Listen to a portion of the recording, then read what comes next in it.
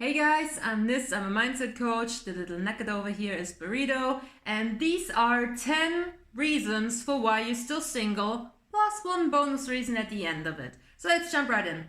Number one reason why you are still single is simply because you're not putting yourself out there.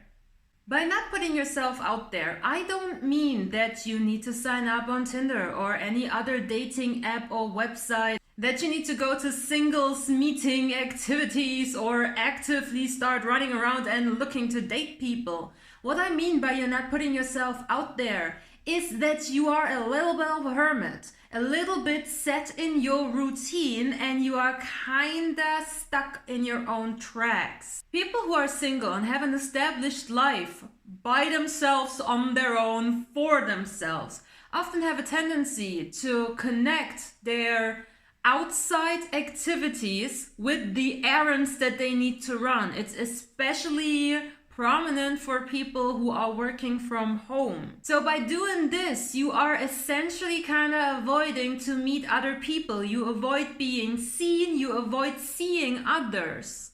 Generally speaking, there is no need to bend over backwards to meet new people or meet the one or whatever, but you do gotta make sure that you spend time out in the open where you actually are seen, and preferably in some kind of location or venue or surroundings or area where you have a dynamic exchange of people leaving and new people coming.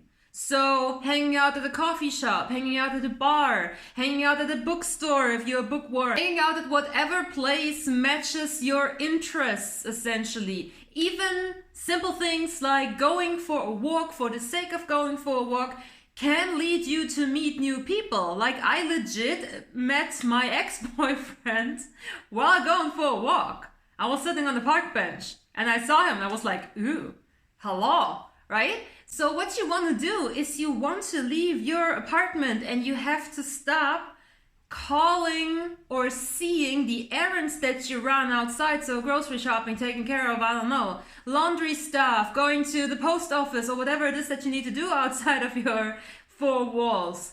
Make sure that you do not see this as your outside activity. Do not make the mistake of mixing those two up. Cut out a nice portion of your day-to-day life. Doesn't mean every single day of the week, but make sure that you have a designated time that you take care of yourself on the outside where you see others and are be seen by others, okay? Try your best to not be a super introverted hermit cave person, okay? The next reason why you are still single is that you are waiting for an ex or a specific person if you belong to the manifesting community. Waiting for anybody to come around puts you in a position where you kick your own butt off your priority list. While the other person that you're still hung up on is being outside, living their life, doing their things, taking care of their own ass, you are somewhere stuck on the inside thinking that you need to wait for them to be ready for you. Like, what kind of mindset is this? Excuse me. If you are stuck on somebody and it is due to heartbreak and you are not over that person because you feel like you have unfinished business, then by all means take some time to care for your broken heart. Heal that broken heart. Find closure within yourself for the sake of yourself. Sometimes people mess things up on their own end, they push a person away, and then a little later down the road, they regret it. Okay, I understand that, but please do yourself a favor and still live your best life. Try to take care of yourself and fill your life with other activities and people, and fill your life with other things that are important to you. Make your life the best for yourself. I guarantee you, obsessively waiting for somebody to come around while you're neglecting your own happiness and your own flow of life is disrespectful to yourself. It is super unattractive for the complete outside world. You are denying yourself other options and possibilities that could make you very, very happy in a very quick amount of time. And you literally put yourself and your needs below somebody else's. Do we want to live like this? No, we don't. the next reason why you're possibly still single, and please let me know in the comment sections which of these are resonating with you and if you have some other reasons that you have realized within yourself on why you are still single. But the next reason is that you kind of resent and are annoyed by other couples. You're walking down the streets, you see a little couple making out, holding hands, being cute, and your instant reaction is, ew, get a room. Along with this usually comes the rejection of anything that is cutesy or lovey-dovey. I remember I have a friend that a little while ago desperately wanted to have a boyfriend or a girlfriend. At this point in time, it didn't even matter anymore. The person was very, very desperate to be in a relationship, to finally meet the one, so to speak. And it was around Valentine's Day, and we were both going for a walk outside. And literally every window of every shop that we passed was decorated with hearts and like little cupid's arrows and glitter and lovey-dovey stuff. And my friend got incredibly annoyed about these things and had like a really negative triggered reaction towards seeing all of these things. Until I told them that this attitude towards love is not very inviting, right? Imagine love is a person and you want to be friends with that person, but then every time you see that person you say, ew, go away, you're disgusting, get a room, get out of my sight, I don't want you to be in my general vicinity. It doesn't work this way. You need to be inviting to love. Little side tip here from me, a little pro tip. When I was single and desperate and I really wanted my specific person, every single time I saw a couple being cutesy, whether it was in real life or it was like on Netflix or anywhere at all, the second I saw some kind of adorable, loving interaction between two people, I immediately said, that's me and my guy, right? That is something that you don't even have to take seriously. It's just something that I said out of fun. It's kind of funny, it's hilarious, and yeah, I felt a little bit ridiculous doing that, but it helped me keep an open mind and keep focus on the good parts of love and invite love in, and then also connect my brain with the pleasant thing that I see that I obviously want and that specific person that I was hung up on, right? Next thing, having the wrong friends. Friends really can make or break your life. They have such an impact on you, and you gotta be careful with what kinds of friends you are spending your social life with. If you are constantly hanging out with F-boys and F-girls who are talking badly about the concept of relationships, who have a very limited negative idea on what love and commitment and relationships actually are and what they can be, then maybe consider to spend a little bit less time with them, or at the very least avoid talking about these topics with these specific people, right? If you have the kind of hermit friends that you maybe go over to have a coffee or have dinner with them once or twice a week, but you never really go out, you never really get the opportunity to be in a space where there are new people, or if you are only friends with already existing couples, the last one would be at least good to see that there is some positivity if you really do have a negative mindset towards love and relationships. So you can use this as inspiration to define, clarify what you actually truly want, right? You can use that. But if you constantly hang out with people who are already coupled up, or with hermits, or with F-boys and F-girls, then these are not the right crowd for you to really support you in the mission to meet the person that you do want to spend the rest of your life with. So consider having a broader group of friends. You don't need to be super close and super intimate and super besties with every single person that you call friend. You can have acquaintances and stuff like that, people that you just know, and every now and then you hang out with them, right? You can combine the tip I gave you from the first reason why you're still single, of like finding venues and areas and locations where there is a constant stream of new people coming in. You can combine this with just like becoming friends with the people that work there or that are there constantly. If you, for instance, choose a coffee shop to do like some homework there or study or I don't know, write emails, maybe work from there, whatever, then it is a good idea to become friendly and maybe create some kind of friendships with the people that are working there so that you can tick two boxes at once. You are in this space where there is constantly new people coming in. You are constantly at least have the opportunity to meet somebody new, right? Plus, you're also getting the feeling that your desire for companionship and friendship has been somewhat satisfied here, right? So think about these options. The next reason for why you may be still single is that you might have just some fear of commitment because you have not experienced a successful relationship, not in your own personal life and also maybe not in your surroundings, maybe not in your group of friends. Again, you take a good look at the friends here, but also maybe in your family. Maybe you're a divorced child, or maybe you've seen horrible things within the relationship of your parents or your grandparents or caretakers or whatever. So if you do have fear of commitment, I advise you to really purge the living shit out of this fear. Get clear on the reasons why you have this. Where is this coming from? Who is responsible for that? Is there maybe trauma or some kind of core wound connected to this? Why are you so insecure? Why do you believe that you cannot sustain a relationship? Or why do you believe that you not deserve a relationship, right? Can go in both directions. So really take time to work on this. You can find on my channel a whole bunch of videos about healing, changing your mindset, manifesting new love into your life, opening yourself up, clearing the old shit out, and replacing your old thoughts with new, more in your favor thoughts. Essentially, you can find everything that you need on my channel and also on the rest of the internet, right? This self-improvement topic is really big nowadays.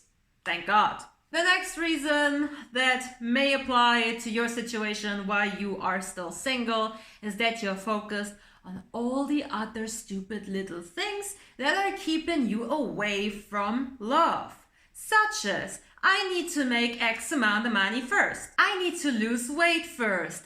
I need to finish college first. I need to establish this first. I need to have achieved that. I need to first build a nest and create an entire city around that nest. And then I can maybe think about having a partner, but hold on, there are also family responsibilities that I need to take care of. So when you have this, when you're constantly coming up with reasons for yourself, bullshit reasons, explanations where you justify to yourself why you are not capable of having a relationship yet. I just don't got the time for it, right? All that bullcrap. When you're constantly focused on these things that you need to fix before you then can have that what you want, you will postpone having love in your life, romantic love in your life, over and over and over and over again, and you're potentially going to miss out on great opportunities.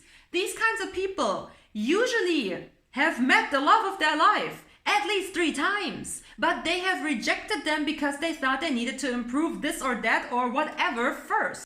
Don't do this. If you want love, focus on love, accept love. You will find ways to manage both, okay? A partner, a romantic relationship, it's not a liability, it's an asset to your life. This is important. Next, you are expecting the worst out of men or women. You meet somebody, they seem to be awesome, and your first idea is, oh, he's gonna break my heart. So essentially what you're doing here is you find a person that has the potential to really be an awesome partner for you, but due to your own fears, your own insecurities, and your own little limitations in your brain, you start reasoning yourself out of this situation by giving the other person shit.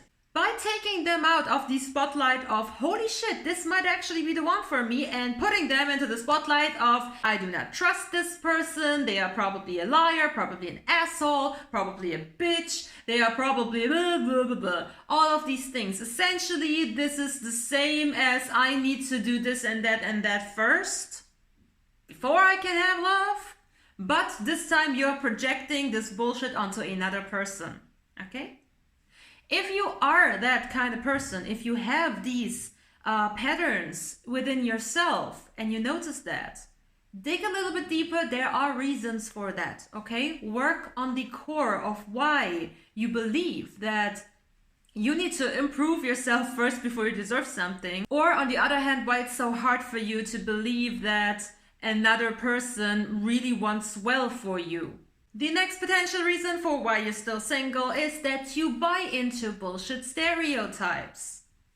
The good men are ugly, the good men are boring and nerds and I don't want them. The exciting, hot, amazing, intelligent, smart men are all fuckboys. You can never have a steady, secure, stable, committed relationship with a musician or an artist or an actor because they are fucking around with everyone. Girls only want bad boys. Girls always pick assholes and I'm not an asshole, so I never get the girl. One of the standard things that I hear from women that are successful in business, that have kind of like the boss bitch vibe going for them, they think that they are intimidating to a man. On the other hand, a man that is very successful, very financially abundant, has stereotypes in his head of, she's just after my money, she's just a gold digger, she just has some daddy issues, so she craves me so that I can provide for her, and all of these stereotypical bullshit ideas. Drop them. Figure out where the hell you got this idea from. Really analyze the person that told you this, okay? Look if this is a person that you actually want to take advice from. Because most of the time, the people that are very unsuccessful in their romantic life will tell you shit like this. And why the hell would you take advice from somebody that is very unsuccessful or unhappy in their love life? Why would you do that? You wouldn't go to a homeless person to ask for financial advice. You wouldn't go to a massively morbidly obese person for dietary advice. So why would you listen to idiots who obviously do not know what they're talking about because their love life is shit for love life advice? It doesn't make sense, right? So evaluate the person that told you this. Evaluate this belief within yourself. And then toss it, okay? And the last reason for why you may still be single, before we go to the bonus one, is social media and general entertainment. Now, I'm not talking about stuff like Photoshop or Facetune or fake boobs, fake butts, fake lips, fake nails, fake hair, and fake whatever. I'm also not talking about celebrity and celebrity beauty and beauty standards versus the common standard woman or man. What I'm talking about is bullshit posts about, here are 20 red flags that show you that he's potentially cheating on you. Here are 10 reasons for why you should not trust blah blah blah. Or those stupid ass quotes that are supposed to motivate you and justify the lack of love and romance and gentleness and fun and joy in your life by saying shit like, if they don't love me at my worst, they don't deserve me at my best. What the fuck kind of crap is this? On top of this, when we shift our focus away from social media and we look into general entertainment, if you are constantly watching crap shows like Love is Blind or The Bachelor or I don't know what else is there, I don't watch that shit. But if you're watching shows that make rejection and cheating and polyamorous behavior a focal point for the sake of entertainment, then, my sweetheart, you will align your brain with these things. You will start believing the shit that they are promoting more and more and more. You will start believing in these things because you see evidence, it's there, it is surrounding you. You are feeding your brain with these things. And having these attitudes and these belief systems goes against you having a healthy relationship. So instead of wasting your time on crap like that, either go watch something that has nothing to do with romantic love, or if you want to watch something or entertain yourself with love quotes or with shows about love or whatever movies about love, then choose the ones that are actually positive and that are actually supporting romantic, good, healthy, easy, fun, beautiful relationships, okay? And here's the last one. You don't know what you actually want. You are looking for and are prepared to settle for things that look good on paper. I'm gonna give you an example. This is an example that I've came across in my career as a mindset coach so many times that it's ridiculous by now. So here's what I mean by that. You want passion. You want love. You want excitement. You want adventure. You want stability and all of these things. You want to have a partner that when you see them, you go crazy. You see them, you want to climb them like a tree. But what you are actually looking for is a good father, a good business partner, a good roommate, a good friend. You're looking for these things, and same goes, by the way, for men. There are a shitload of men that want the beautiful, intelligent, independent, slightly crazy, amazing woman. But what they are actually looking for, actively looking for, is, oh, she would be an excellent future mother for my future children. She would be a good stay-at-home mom. She would be a good roommate, a good friend, right? So essentially, you are approaching love life from a practical perspective. And this will not satisfy you. This will kill the spark.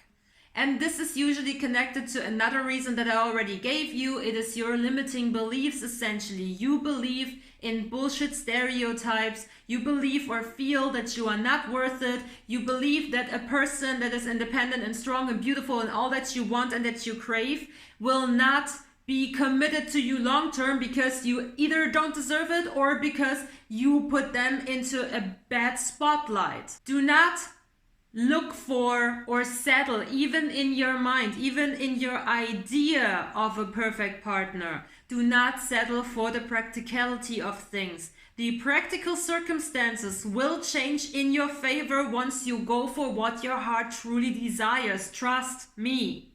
Trust me on that.